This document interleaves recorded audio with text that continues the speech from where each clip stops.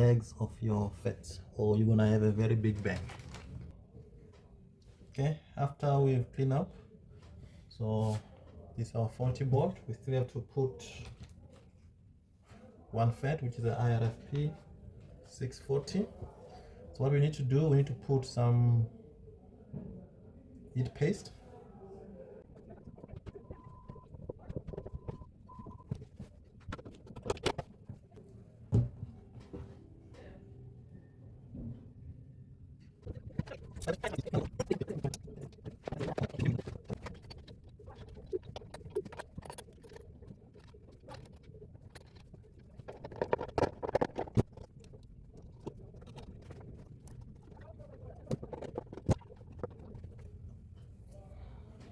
So you need to make sure that these plates are not somehow shorting your FETs.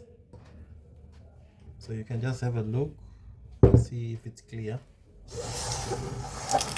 If there's a clear distance between these plates and your legs of your FETs, or you're gonna have a very big bang. Okay, I think we are good. Okay, so we'll finally close everything afterwards. So now we can able to just switch it on and see if it's powering on.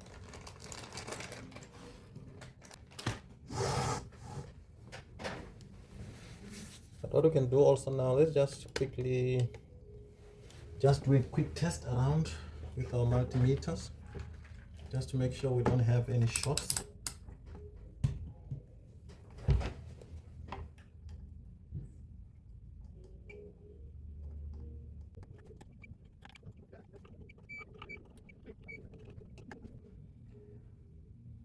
So we don't have obvious short across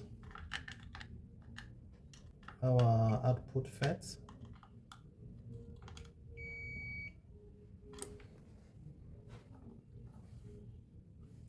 So what we can do now is just switch it on. We'll use the lamp, and just for safety, so we don't want to blow this component that we've put in. So let's see if we can get the lamp. Okay, so I usually use the lamp just for extra protection, because this board was badly bent. So it's important after you put new components, you don't just switch it on. So I'm just gonna create more space so we can able to see after I switch it on.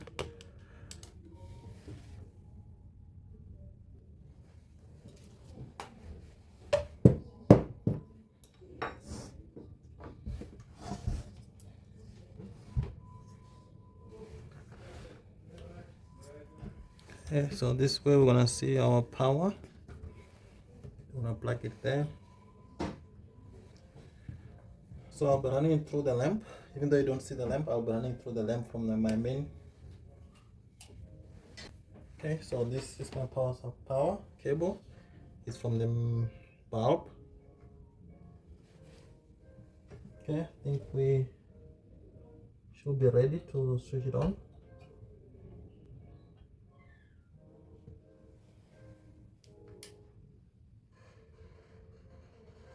Okay, so you can see our LED stays on.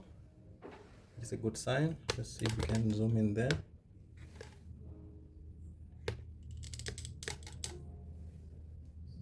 If I switch off, see that's power off. If I switch on, the engine is not going on protection. So we should be able to test this. The repair that we did has worked. We've replaced a few things here,